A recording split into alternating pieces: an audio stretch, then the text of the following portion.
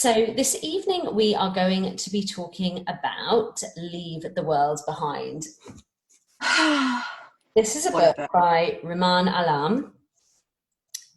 I have to apologise to Chaya on camera here because I spilt a lot of coffee on her copy, but there you go, such is life. Doesn't matter. I hope you forgive me. It's funny, I sometimes find it, I've seen reviews where people have said, sum this book up in 5 words, in a word, what would you say about this book? And actually, with this one, I really can describe it in 1 word, because for me, the word that always pops into my head when I think about this is unnerving. And I did warn you.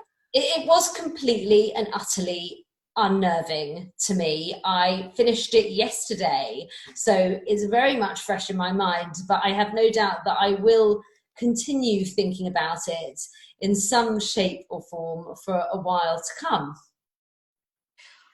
I read it a while ago. I read it because it was Geordie's book club #1 book of 2020, which caused a lot of discussion in the comments when he announced his book pick.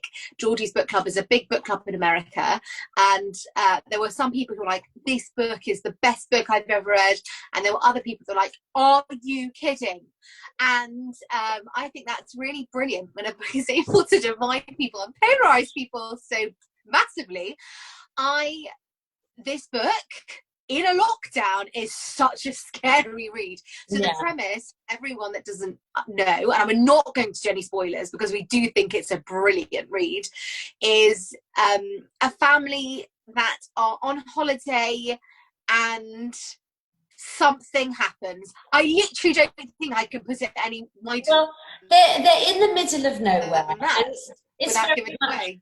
It's a husband and wife and their 2 children who are, I think, 15 and 12.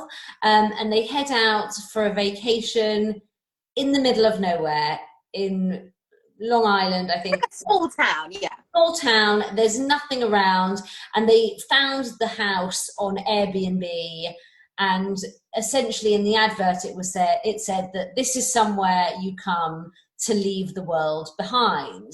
And you really do, because it's so isolated where they are. They have terrible phone signal.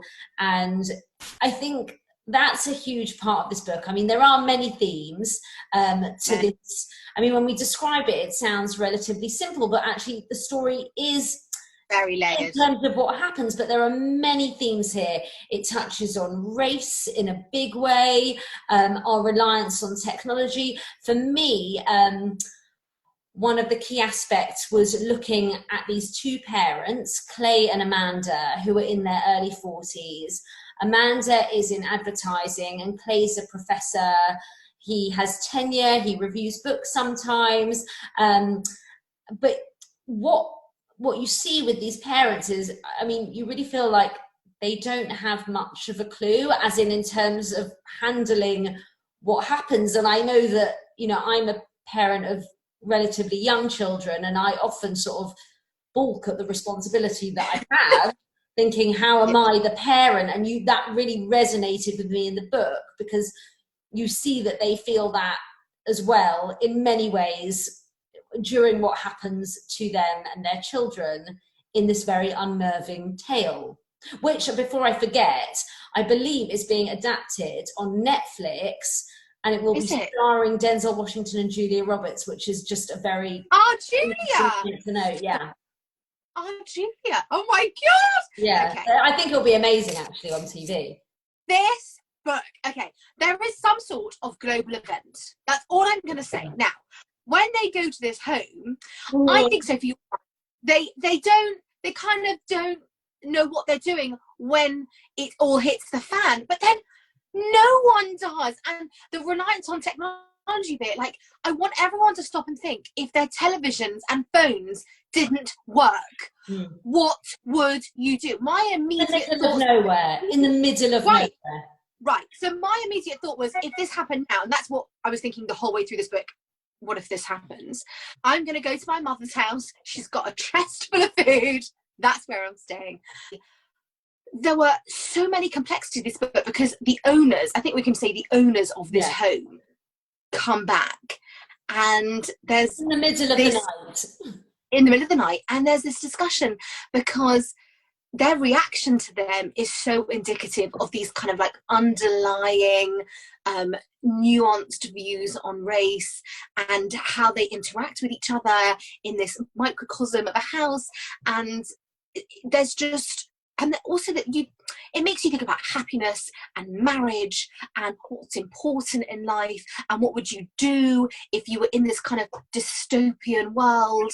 And I think it is a page turner because you must know what happens. And I think it's the pace is ridiculous, and that's also this sort of sense of, I guess, panic in some ways. I'm not sure exactly what the word is, but that's how I felt.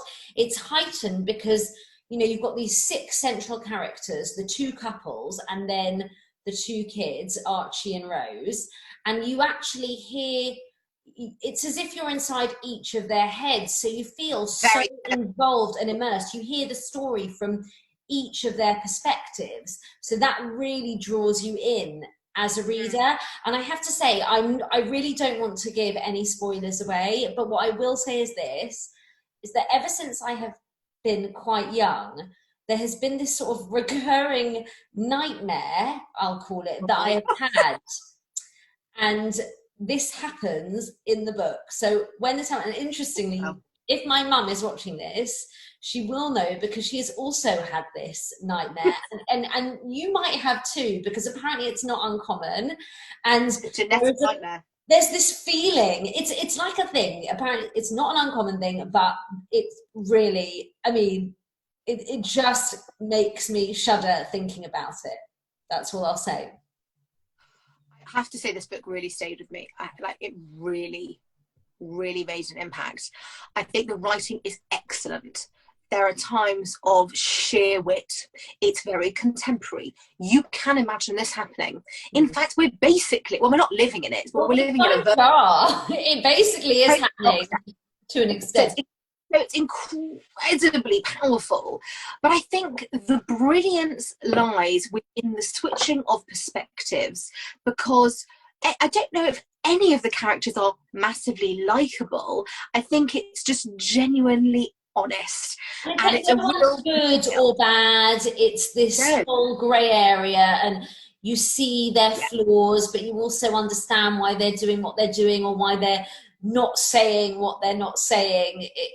And you see the reasoning behind it. Brilliant. So it should be a lot longer with what it achieves, don't you think, Sophie? Because I really connected with these characters, not in a way that I genuinely cared about them, but I understood them. Like, I felt like I knew who they were. I agree. I do think this probably won't be for everybody, but if you fall into the camp, I mean, I can't say I enjoyed it, because enjoy is the wrong word.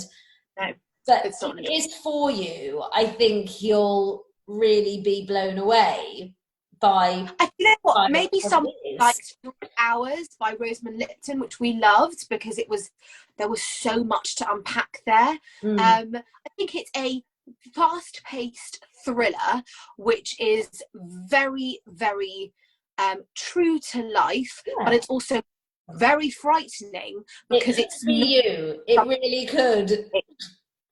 It could be my you. nightmare. I think it's everyone's nightmare, Sophie. I'm not gonna lie, it really made me think though, like, what would I do if nothing worked? And there's a scene, I think we can say about this, there's a scene when someone is driving somewhere to obtain assistance, and like the sat nav doesn't work in the phone. Like, where do you go? I think obviously they're trapped somewhere they don't know, and if this happened when you were at home, you would know your whereabouts. I think it'd be a lot less disconcerting, maybe. But the reliance on technology and the way that we interact with each other and the morality is a big element of this. But I think it's a really highly recommended read for us, because it's such a good distraction. Yes, that's for sure. It really is.